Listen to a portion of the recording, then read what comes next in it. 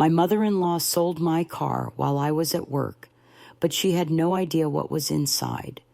The moment I turned into the driveway and saw Denise standing in my garage with a self-satisfied grin and a manila envelope in her hand, something in my chest tightened.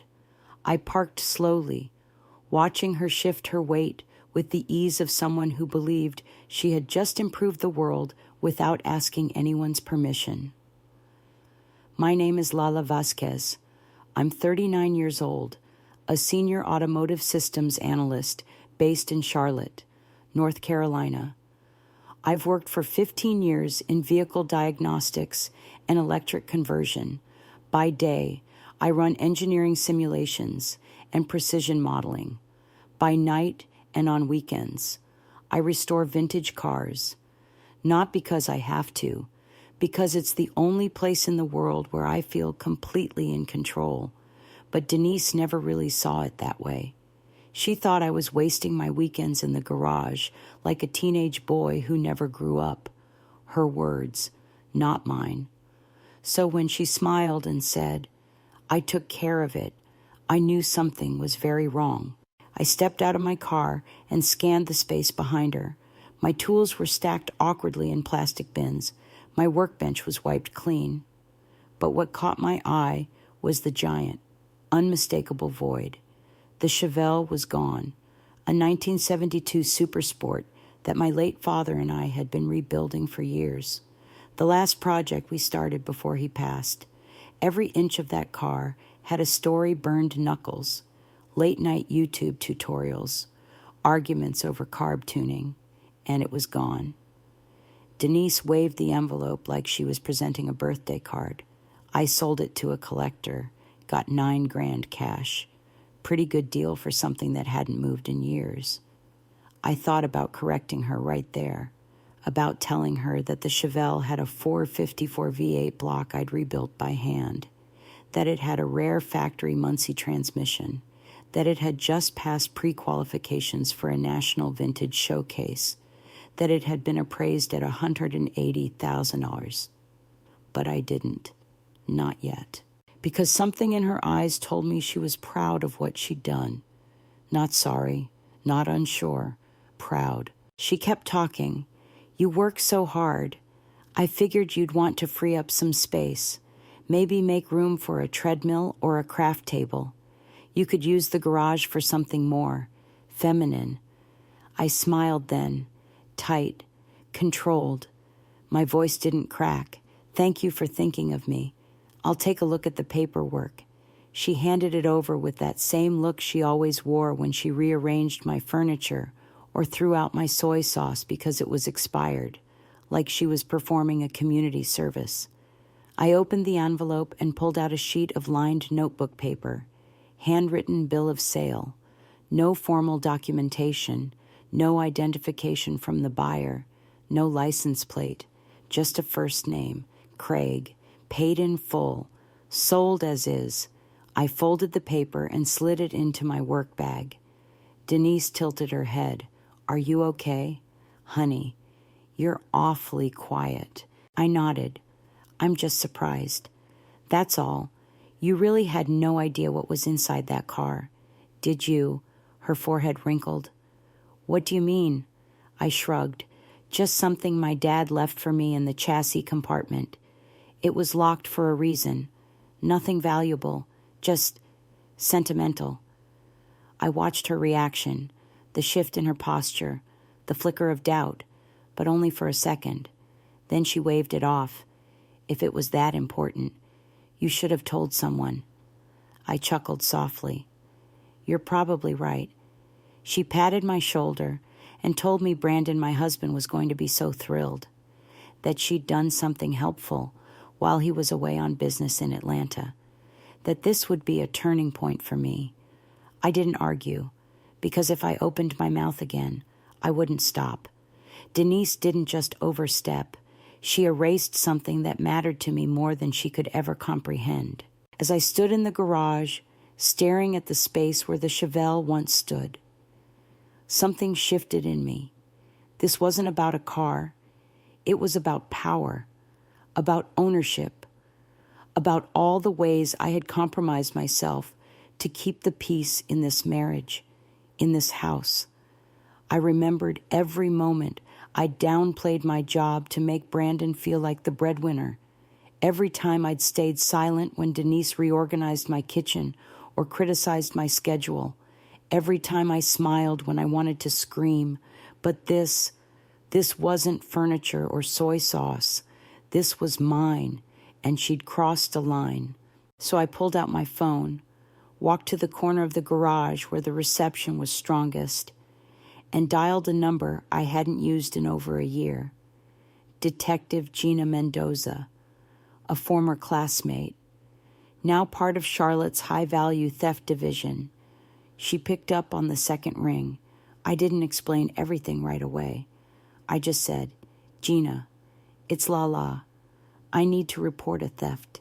I'll text you what I have, and I promise, this isn't just about a car, because it wasn't. It was about every time I'd been silenced in my own life, every time I let something go to keep the peace, and it was about to stop." That evening, I didn't say anything to Brandon when he called from Atlanta. I listened to him talk about his pitch meeting, about the steakhouse dinner he had with clients, about how exhausted he was from travel. He didn't ask about my day, and I didn't offer because I wanted to see if he'd mentioned the Chevelle, if Denise had told him. He ended the call with his usual half-distracted, "I love you," and I stared at my phone long after the screen went dark. 10 minutes later, a text came through from Denise. It read, "Just wanted you to know Brandon's on board with the car situation. He said it was fine." Smiley face. My fingers tightened around the phone. I didn't reply. The next morning, I forwarded the bill of sale and a photo of the Chevelle to Detective Mendoza. She responded in less than 10 minutes. "Meet me this afternoon. Bring anything you have on the car's specs and provenance. We need to act fast before it changes hands again." I printed out the full restoration log, photos, the VIN, and a scan of my father's sealed schematic envelope that I had taken months ago. I'd always planned to frame that envelope after the final polish. It wasn't just documentation, it was legacy. Gina met me at her downtown office, dressed in plain clothes but moving with the sharpness I remembered from college. She didn't waste time, she said. "The bill of sale is worthless in court. No ID, no verified buyer. Looks like this guy knew exactly what he was doing." I nodded. "Craigslist sale, no title, no trace. Probably a flipper or worse. A scout for black market collectors." She looked up at me. "I'm sorry, Lala, but we've got a small window before it disappears for good." We sat together and built a file. I gave her the original appraisal, the mechanical diagrams, the registry photos from the vintage car showcase. I showed her photos of me and my dad at the barn in South Carolina, where we'd first found the shell. Gina asked me one question. "Why didn't you press charges when Denise touched your stuff?" Before I paused. "Because I thought staying quiet made me stronger. Because I thought letting it go made me the bigger person. But now, I'm not so sure that silence was strength." Gina leaned back. "Then let's start making some noise." That evening, I came home to find Brandon already back from his trip. He was sitting on the living room couch, scrolling through his phone like nothing had happened. When he looked up, he smiled. "Hey, babe, you see the garage? Mom did a great job clearing it out. We can finally get that elliptical in there." I didn't respond. I just stared at him. His smile faded. "What? You're upset about the car?" I sighed. "Brandon, that car was mine, my property. You don't just let someone sell something that doesn't belong to them." He put his phone down, annoyed now. "You're blowing this out of proportion. It's a car. It was taking up space. You haven't driven it in months. It was worth over 180 grand. I said it without raising my voice. I said it like I was reporting the weather, and I watched the color drain from his face. What? I repeated the number. Quiet. Even. It wasn't just any Chevelle. It was a rare supersport with full restoration, and you let your mother sell it for $9,000. He stood up, suddenly defensive. I didn't know that. You never said it was worth that much. You never asked. I could hear the words echoing in my head even as I said them. 6 years of marriage. And he never once came to the garage to ask what I was building. Never asked why I was spending hours on weekends ordering original parts. He thought it was just a hobby, a phase, something cute to pat me on the head for. Brandon sat back down, hands on his knees. So what happens now? I looked at him, and for the first time in years, I didn't soften my gaze to make him comfortable. I'm working with the police. We're tracking the sale, and if it doesn't come back, Denise is going to be facing charges for theft. He shook his head like I was speaking another language. You'd press charges on my mother. She stole from me. I don't care what her intentions were. The law doesn't either. He stood again, louder now. You're choosing a car over my family. No, I'm choosing myself over being erased. There was a long silence between us, a heavy, full one, and in that moment, I knew something had changed, not just between us, but in me. I wasn't going to keep explaining why I mattered. I wasn't going to keep apologizing for wanting respect. The next morning, Gina texted. She had a lead. A private dealer in Florida had listed a Chevelle matching my VIN on a collector's board. Asking price, $220,000. I sent her every matching detail, including a unique paint mix my dad and I had created. Gina said she'd contact the Florida PD and keep me posted. I sat at my desk that morning, staring out the window of the design firm I worked at. My inbox pinged with client questions, deadlines, charts. I responded to each one, professionally and calmly. But inside, something new was forming. Not rage, not revenge, clarity. The kind that only comes when you've been ignored for too long. And at that exact moment, I knew the next time someone tried to minimize me, they weren't going to get silence. They were going to get strategy. Gina called me later that evening. Her voice had that clipped tone she used when things were moving faster than expected. The Florida dealer had responded. He admitted the car had been brought in by a man named Craig, who claimed to be a direct owner. He paid cash for a quick flip. No questions asked. The dealer said he only listed it after doing a basic inspection, but the car's condition raised red flags. Too clean, too perfect. It looked like a museum piece, not some Craigslist rescue. That was what prompted him to list it higher, and ironically, what helped us catch the trail. Gina said the Florida PD was already getting a subpoena for the surveillance footage from the lot. I thanked her and hung up.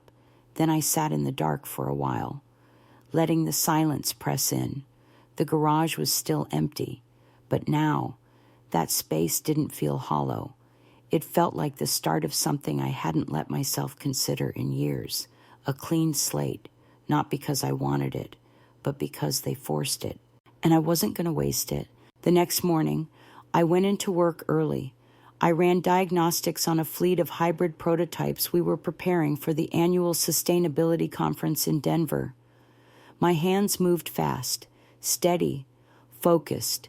No one at work knew what was going on at home. I didn't tell them.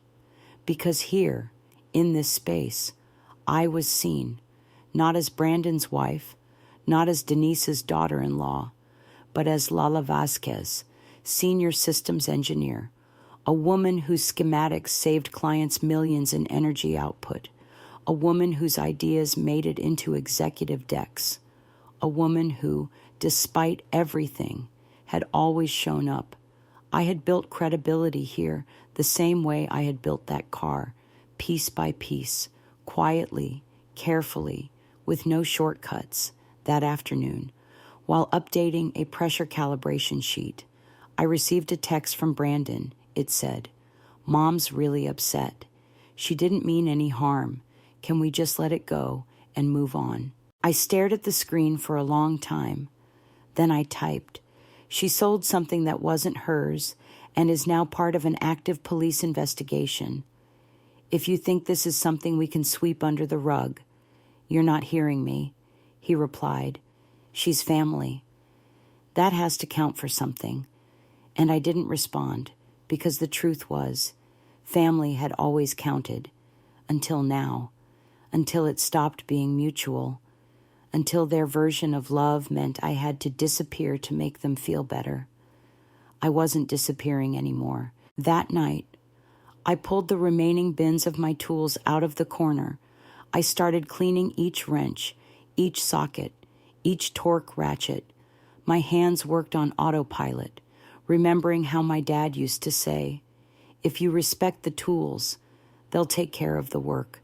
I sat there for hours, cleaning, reorganizing, not out of grief, but preparation, because I wasn't just getting the car back, I was getting myself back. 2 days later, Gina called again. Surveillance had caught a clear shot of Craig's license plate when he dropped the Chevelle at the dealer. Turns out, he had used a fake name and burner number, but he was a known player in an interstate ring that targeted undervalued vintage cars. They would scout listings where uninformed sellers posted rare models for cheap, buy in cash, and flip through shady dealers or auctions under new identities. He had 5 similar thefts tied to his name, all involving manipulated family sales, Gina said. This guy knew exactly what he was doing. He saw Denise as the perfect mark, and she played right into it. Later that evening, Brandon walked into the kitchen and found me prepping a gear alignment sketch. He looked tired, like someone who hadn't slept in days. He said, "Mom's scared. She didn't know she was dealing with a criminal. She thought she was helping you. I kept working, and I said, then she needs to learn what happens when help is offered without respect." Brandon stood there, fidgeting with the edge of his sleeve. "Do you really think she should face charges?" I paused and finally looked at him. "I think it's the only way she'll understand that my life is not her project, that my work, my space, my choices are not up for revision." He looked away, and for a moment I thought he might say he understood. Instead, he said, "Maybe we can just offer to buy it back." I exhaled. Brandon still thought this was about money. He still didn't see it. The next day, Gina texted again. The car had been placed on hold by the Florida dealer as soon as the investigation began. The collector who was going to buy it backed out when he learned the truth. The dealer, now fully cooperative, agreed to sign a full affidavit about the original transaction. As for Craig, he had already moved on to another state, but with the plate and pattern. Gina was confident they would catch him. The Chevelle, in the meantime, was being held as evidence. But more importantly, it was safe. I sat with that news for a long time. Then I pulled out the final logbook my father and I had kept during the build. Every bolt torque, every paint code, every adjustment. And I flipped to the last page. I had left it blank for months. But now, I picked up my pen and wrote 3 words. We took it back. The day I visited the Florida lot where my Chevelle was being held. I didn't tell Brandon I was going. Gina had already coordinated everything with the local authorities. All I had to do was bring my documentation and ID to verify ownership.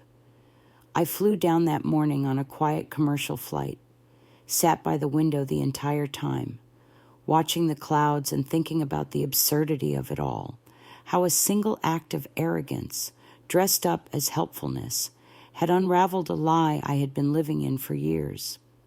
When I arrived at the lot, a young officer escorted me to a storage garage, and there it was, the deep black paint, still gleaming, the custom chrome detailing. The hand-stitched leather seats I'd salvaged from a forgotten upholstery shop outside Charleston. Everything was intact, even the sealed compartment behind the rear panel, where the envelope with my father's engineering work had been placed, untouched, when I saw it still there. I didn't cry. I didn't gasp. I just stood quietly, letting the proof settle in. The officer asked if I wanted to file anything additional while they processed the return. I handed her a notarized affidavit from Gina detailing the sale's fraudulent nature. Then I added a copy of the original title and the appraisal sheet. She nodded, already impressed. Most people never recover property from these kinds of thefts.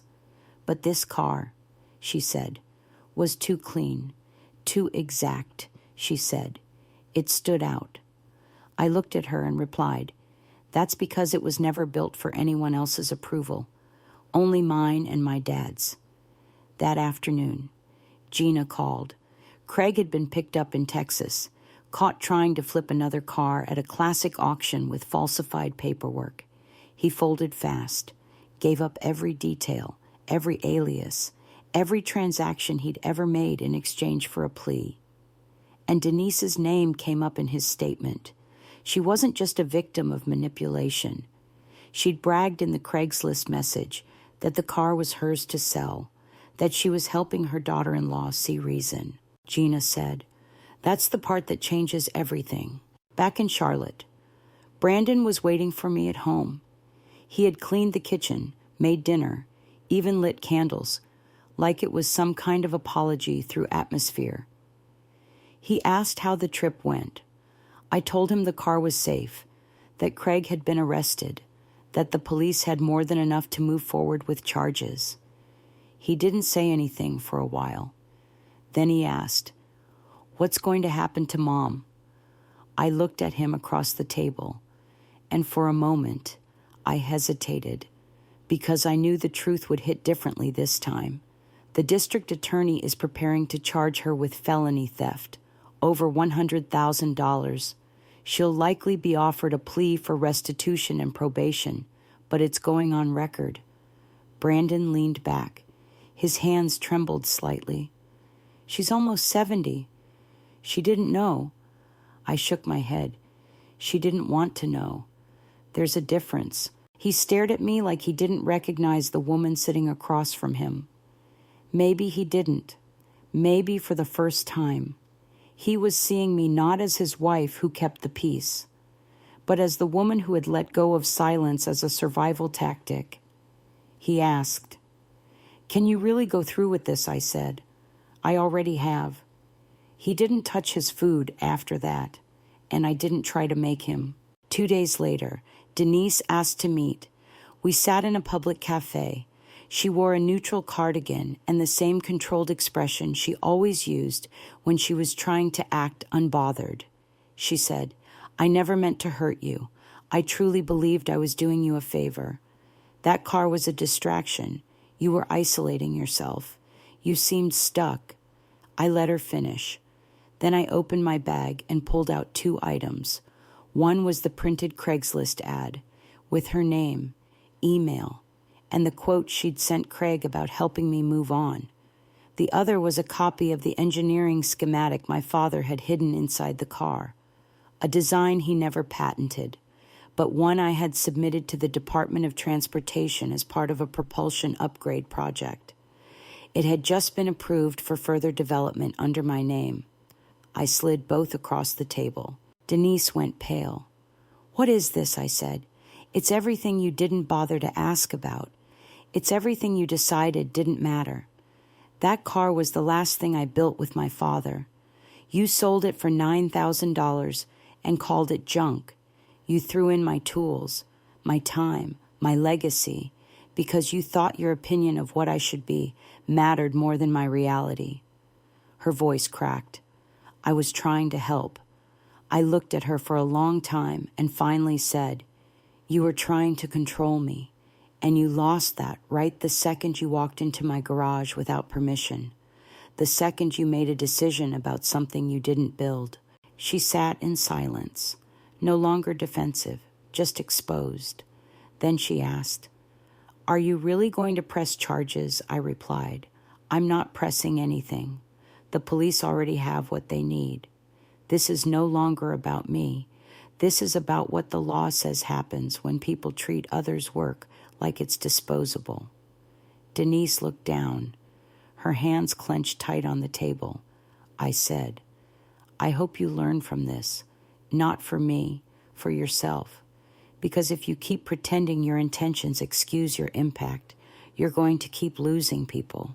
When I walked out of that cafe, I felt lighter than I had in years, not victorious, just clear. I wasn't building a case anymore. I was building my future, one boundary at a time.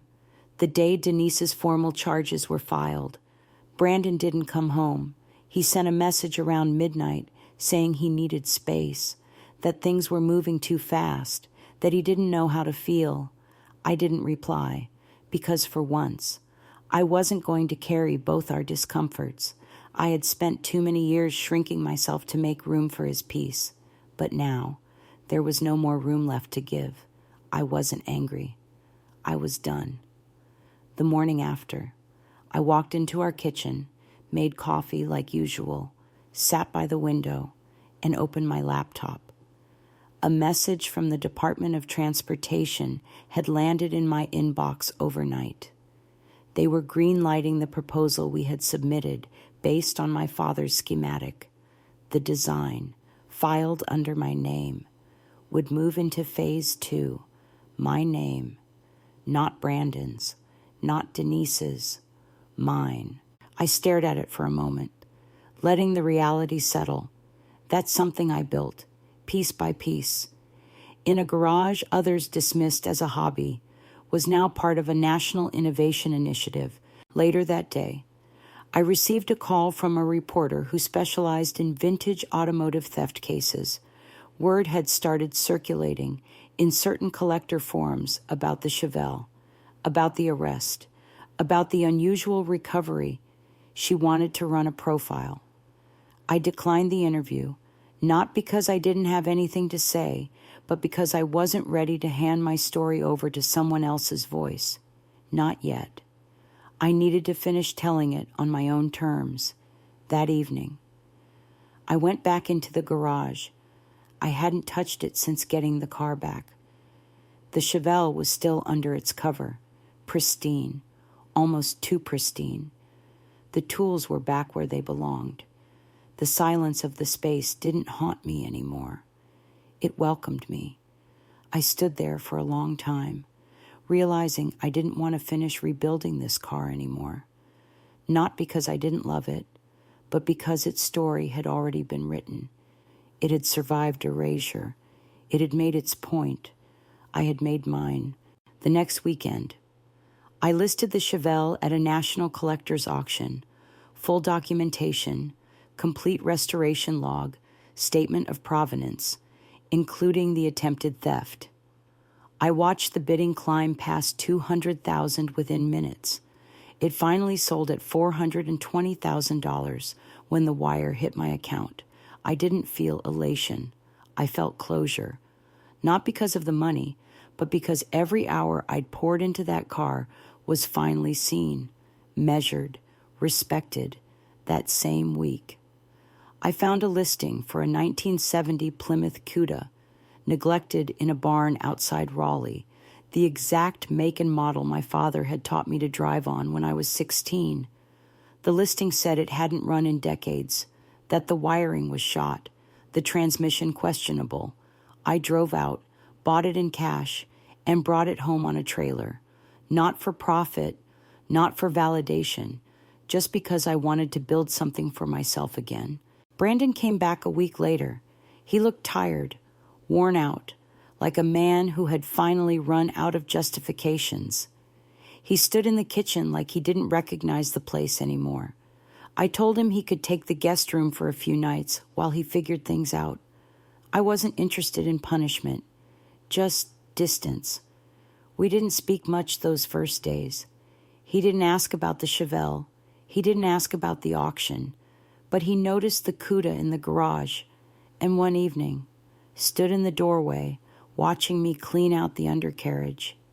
"You're doing it all over again?" he asked. I looked at him. "No, this time I'm doing it right from the start." He nodded, slowly, as if finally understanding this wasn't a phase. It was who I was before he ever met me, before Denise ever judged me, before anyone decided I was easier to love in silence. A few days later, he asked if we could talk.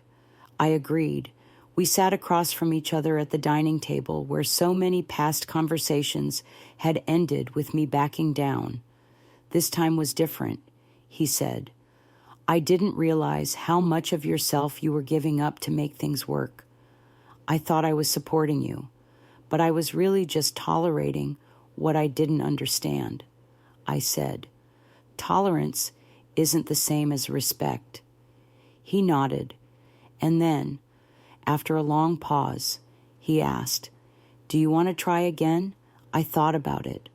Thought about the years of small dismissals, of being told my passion was too masculine, too messy, too impractical.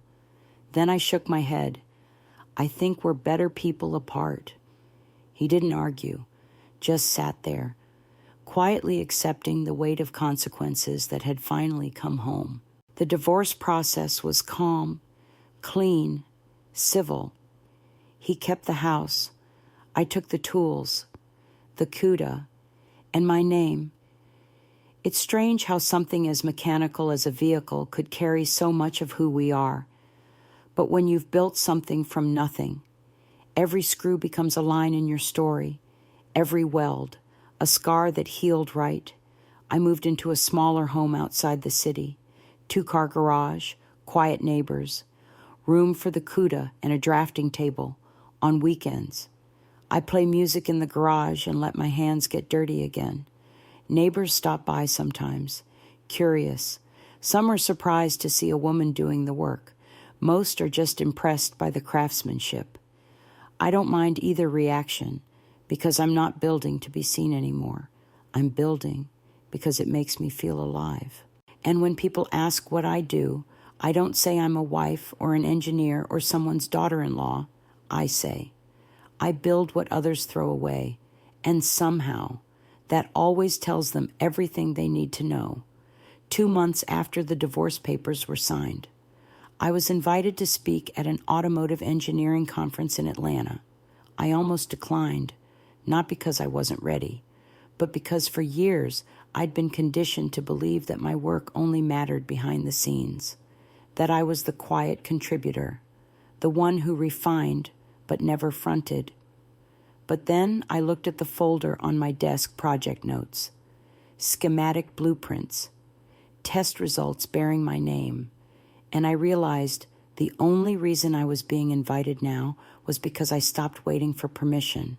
I said yes, and when I stepped onto that stage in front of 200 engineers, executives, and university students, I didn't think about Denise or Brandon or the years I spent swallowing my worth to keep the peace. I talked about restoration as an act of memory, about how rebuilding a machine from the ground up teaches you more about trust and precision than most people ever learn in a relationship. I told them that when something valuable is dismissed as junk, it's usually by someone who doesn't know how to hold a wrench. The applause wasn't thunderous, but it was honest. And when a young black woman approached me afterward and said, "I didn't know people like us could be this visible in this field," I felt more seen than I ever had in my marriage. Back in Charlotte, the CUDA was slowly coming back to life. Every weekend, I sanded, stripped, primed, cleaned, and every moment with that car felt like writing a new chapter in a language I finally understood. It wasn't about erasing the past. It was about honoring it and choosing how to carry it forward. One Saturday morning, I got a knock on the garage door. It was Denise. She looked smaller somehow, not physically, but emotionally, like the layers she used to wear for control had peeled away and left something exposed. She said she was in the neighborhood and wanted to return a few of my tools she had found in a box at her house. I didn't speak. I just stepped aside and let her walk into the space she once erased. Her eyes scanned the CUDA, the walls lined with blueprints and labeled bins, the smell of real work in the air. She didn't comment on any of it. She placed the box on the workbench and stood there awkwardly. Then she said, "I read about the conference. You looked very confident." I wiped grease from my hands and replied, "I was." She nodded. A pause. Then she looked me straight in the eyes and said, "I used to think you were wasting your life in here, but I see now that I never understood what you were building."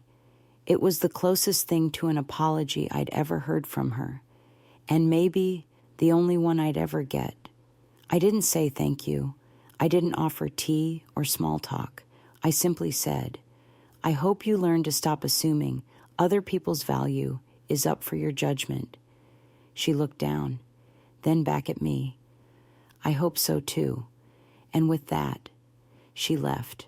A week later, Brandon emailed me, not to reconcile, but to ask if I'd consider consulting on a product pitch for a client his firm had just secured, a vehicle diagnostic startup looking for expert insight.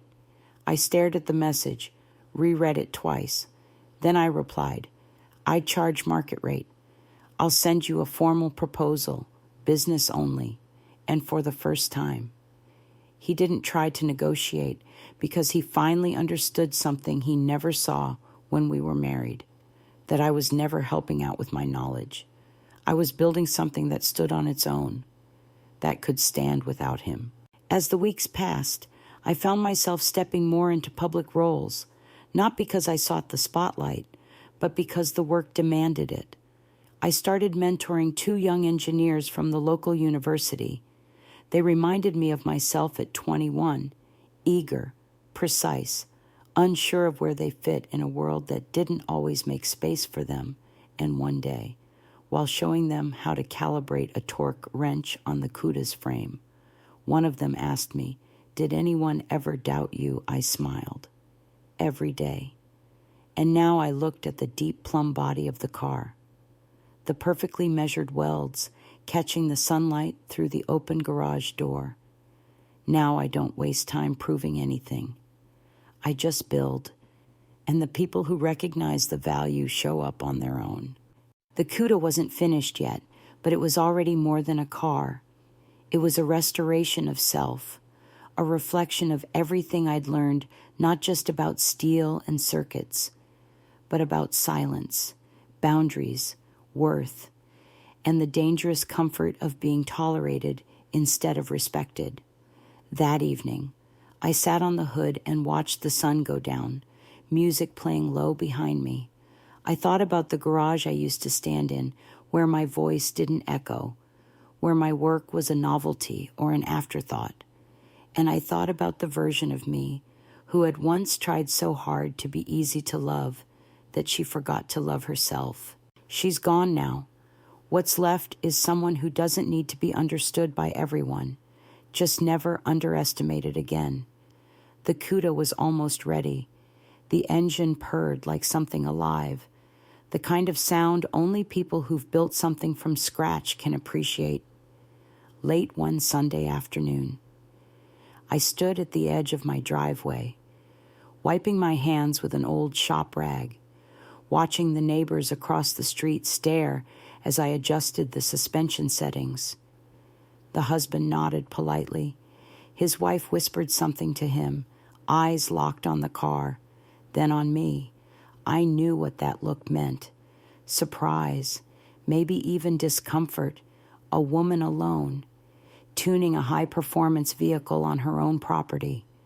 It still challenged what people thought they understood, but I didn't offer an explanation because I didn't owe anyone one. That week, I submitted a pitch for a major contract with a clean mobility startup based out of Boston. They were expanding into classic car conversions, and they were looking for specialists who could translate legacy frames into electric builds without compromising soul. I wrote the proposal with clarity and a quiet authority I hadn't allowed myself to embrace before. No false modesty, no phrasing that made it sound like I was just happy to help. I sent it under my full name, with documentation of past work, including the Chevelle specs and auction record. 3 days later, I got a call from their CTO. He said, "I don't know what I expected when I opened your file, but I didn't expect that level of technical precision and narrative clarity. You don't just understand these machines, you understand what they mean." I smiled and told him, "That's because I didn't just restore them, I lived with them." He offered me the contract before we ended the call. That night, I cooked dinner for myself. No noise, no obligations. I sat at the kitchen island with a glass of wine, reading over the terms of the agreement. It wasn't just good money. It was long-term partnership, recognition, and complete creative control, something I'd never once had in my own home when I was married. I thought about Brandon then, about how many times I'd asked for small things space in the garage, a quiet hour to focus, support for a last-minute build deadline, and how often those requests were met with impatience. How I used to believe love meant adjusting myself to someone else's comfort zone. And how, now, it meant trusting that the right people would adjust theirs to honor mine. I didn't hear from Brandon again until a few weeks later. He left a voicemail, said he'd seen the article online about the Chevelle's story, the stolen sale, the recovery, and the auction. He said he was proud of me, that he didn't know how much I had accomplished because he never really looked. Then he said, "I hope you're happy," and for the first time in a long time, I could say with honesty that I was, not because things were perfect, not because everything had resolved without scars, but because I wasn't performing strength anymore. I was living it. A few days after that, I got a message from Gina. The prosecution was complete. Craig had taken a full plea deal and was serving time. Denise had finalized her sentence, 3 years probation, a restitution order that would take her the rest of her life to fulfill, and mandatory community education workshops on property law and financial ethics. The criminal record would stay, Gina said. Most people don't realize how often theft happens inside families. They think strangers do the worst damage. But sometimes, it's the people closest to you who think they own parts of you just because they were nearby when you built them. That weekend, I took the Cuda out for its first long drive, no destination, just movement, through winding hills, under fading golden sunlight, windows down, wind loud and free. The car wasn't perfect yet. Some interior panels still needed finishing, but the frame was solid. The engine held steady, and for the first time in a long time, so did I. I wasn't trying to fix what happened anymore. I was building forward. A few miles in, I pulled over at a lookout point. There was an older man standing beside a vintage GTO, admiring the view. He looked over, then down at the car, then back up at me. "That yours?" he asked. I nodded. He smiled. "You did good work. It shows." I thanked him and didn't offer any backstory, because the car spoke for itself now. When I got home, I wrote one last thing in my father's old notebook, a line I had saved for the right moment. It said, "Sometimes the best way to reclaim your voice is to build something no one else can speak over." A month after that first long drive with the Cuda, I got an unexpected invitation. The Barrett-Jackson auction house had reached out to ask if I'd consider joining their technical advisory board, not just as a consultant, but as a permanent member. They wanted someone who could represent the future of classic restoration without erasing the history. I stared at the email for a full minute, heart steady, fingers calm. It wasn't shock I felt, it was confirmation, that walking away from the house, the marriage, the silence, hadn't made me smaller. It had made room for everything else that was waiting. I accepted the invitation that evening with a short reply I'd be honored to serve. And when I closed the laptop, I didn't celebrate. I didn't post about it. I just walked into the garage, put on my gloves, and kept sanding the rear panel of the CUDA because I knew exactly how I got here. One wrench, one scar, one refusal to be erased at a time.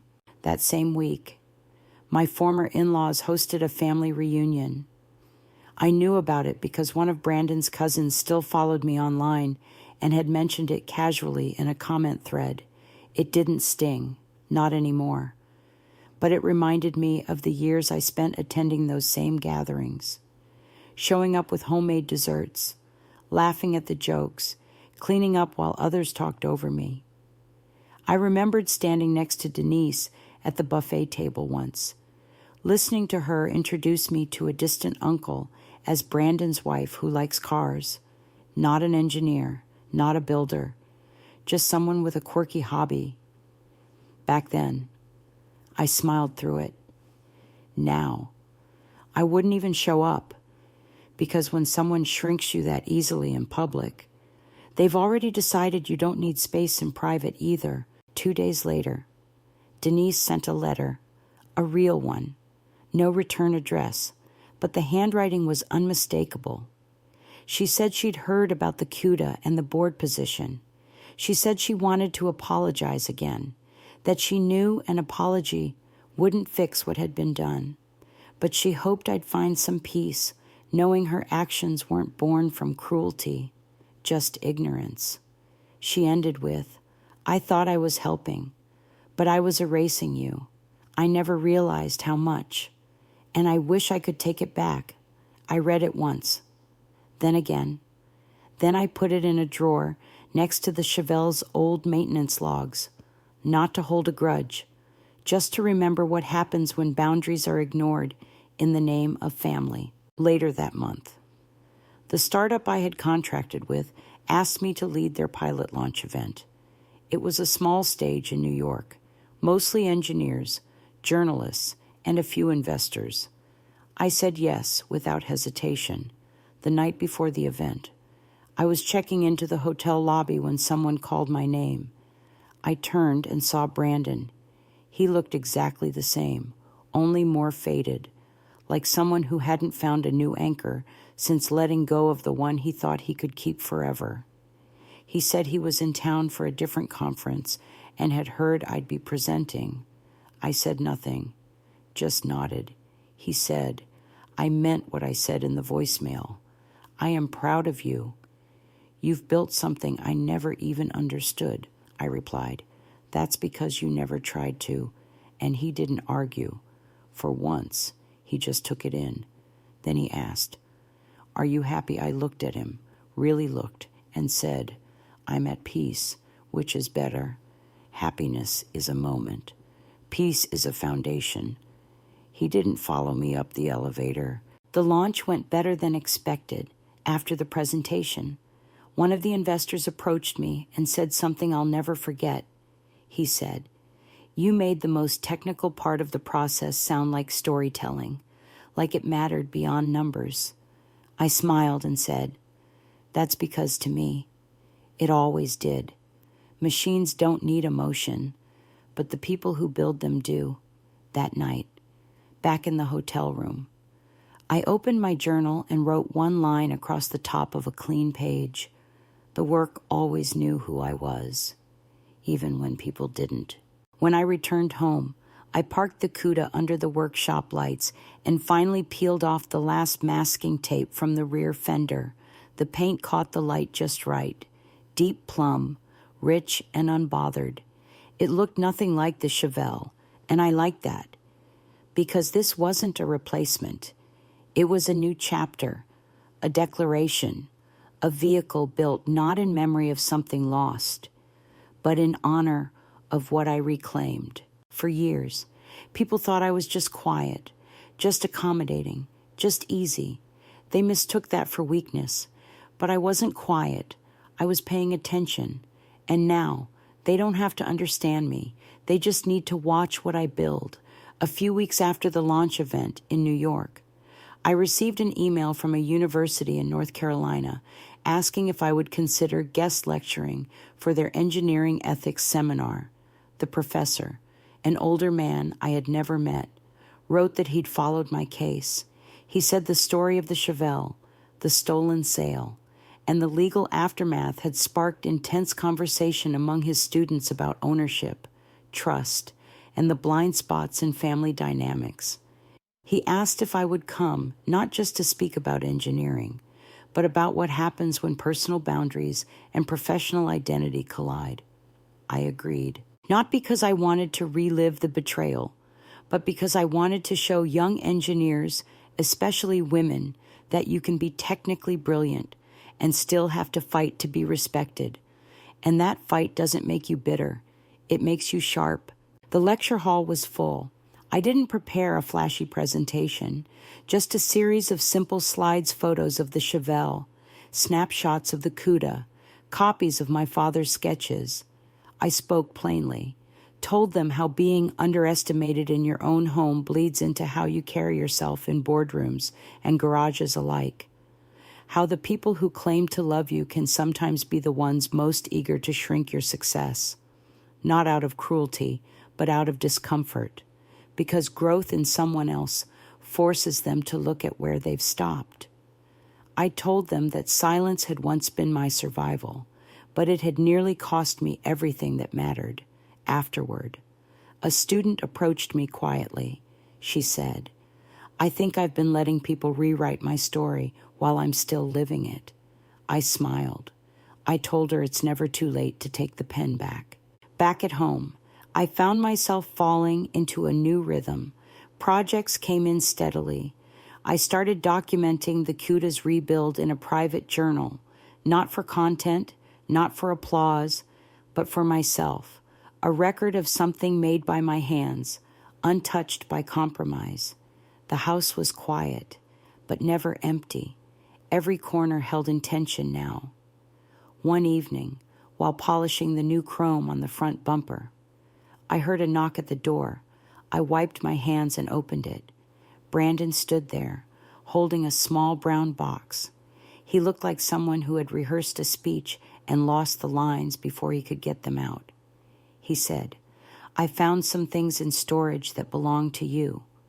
Manuals, receipts, old photos. Thought you'd want them." I took the box but didn't invite him in. He lingered, said he'd been watching from afar, that he could see now how often he made me feel invisible, that maybe part of him liked it that way because it meant he didn't have to feel inadequate. I said nothing, just stood there and waited. Then he added, "I'm not here to fix anything. I just wanted to say thank you, because your leaving made me realize how little I was doing with the space I always took up."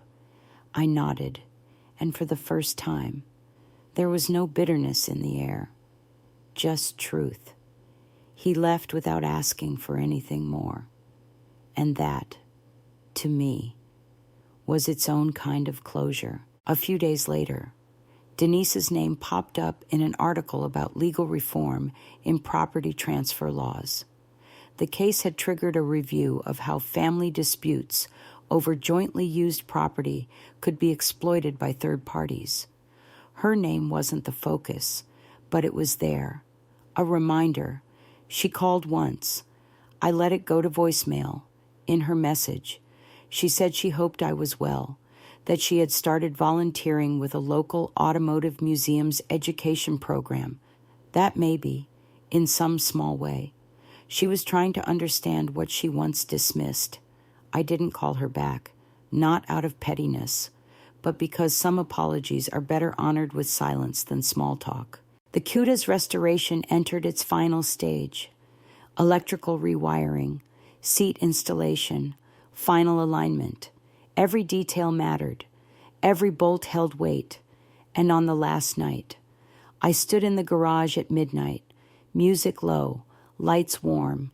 I sat in the driver's seat, hands on the wheel, heart steady. And I realized I didn't miss what I lost. I missed who I used to be before I thought I had to shrink to fit. I turned the ignition. The engine roared awake like it had waited for this moment too, a quiet confirmation that I was no longer building for permission, but for power, and not the kind that demands attention, the kind that moves quietly, steadily, without compromise. The day I rolled the finished CUDA out of the garage, I didn't post a single photo, no social media, no announcement, no dramatic video montage, just me, the car, and the clean hum of a rebuilt engine catching the morning light. The air smelled like rubber and fresh lacquer. I backed the car down the driveway, paused for a second, then eased it into gear and drove off without looking back. The route I took wasn't planned. I let instinct guide me through old streets, past landmarks I used to drive by when I was still pretending to be okay, still trying to convince myself that love meant staying quiet. Now, with the windows down and the wind sharp against my skin, I could feel the weight of those memories pass through me and dissolve. I stopped at a quiet overlook just outside the city, same one I used to visit with my dad on Sunday afternoons. We'd sit there in folding chairs, sipping sodas and talking about anything but the hard things. He never lectured. He just told stories. Let me learn from watching, not from being told. And it was in those small silences that I learned the most. That consistency is louder than promises. That respect has nothing to do with title and everything to do with behavior. And that sometimes, the people who love you won't understand you, but that doesn't make your value less. It just makes your circle smaller and more honest. As I sat on the hood of the car, I thought about the version of myself that had once come home to an empty garage, staring at the space where the Chevelle used to sit, trying not to scream. Back then, I didn't know how much would change. I didn't know I'd lose my marriage, confront my mother-in-law in a police report, sell a car I'd poured years into, and rebuild a new one from the ground up with no one clapping in the background. But what I've learned is this: some victories are so personal, so rooted in reclaiming your own voice, that no one even needs to know they happened but you, and that's enough. The automotive world, strangely, had started calling me quietly, not the mainstream industry, but the fringe communities, independent builders, electric conversion teams, vintage shops run by women who were tired of being the punchline. They'd email, reach out, ask if I would look at a blueprint, troubleshoot a design flaw, offer insight. I never said yes to all of them, but the ones who came with curiosity and respect. I helped, and not because I wanted to be anyone's savior, but because someone once helped me, silently, through example. One night, I received an award, unsolicited.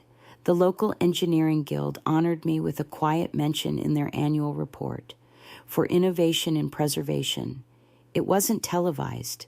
There was no plaque, just a simple paragraph, noting the integrity of my restoration process and how I'd contributed to education in the field through mentorship and advocacy. I read it at my desk alone, and I smiled, not because I needed the recognition, but because even in silence, the work had spoken for itself. I drove past Brandon's office one afternoon. I wasn't there for him. I had a client meeting nearby, but I saw him through the window, laughing in a room full of suits, looking like the man I used to think I had to earn. I didn't feel anger. I didn't feel longing. I felt distance. The kind you only gain when you finally see people for who they are, not who you hoped they'd become. And as I passed the building, the engine steady beneath me, I whispered a thank you into the air, not to him, to the part of me that finally walked away. Denise never reached out again after that last voicemail, but a mutual acquaintance mentioned she'd started attending local community meetings on accountability and mediation. I didn't need details. Growth, if it's real, doesn't need an audience. And I'd already spent too much of my life waiting for people to admit what they'd done. Now, I just pay attention to who shows up differently and who doesn't show up at all. These days, when people ask what I do, I tell them the truth. I build. Sometimes it's cars, sometimes it's systems, sometimes it's women who forgot how much they're worth because someone else kept talking louder. But whatever it is, I build it slowly, cleanly, and without asking for permission. The garage is always open, music always playing low. A clean cup of coffee sits on the workbench, and the past, it sits folded on a shelf, not erased, just no longer in the way. Because when your value no longer depends on anyone else seeing it first, you stop trying to prove it, you just live it.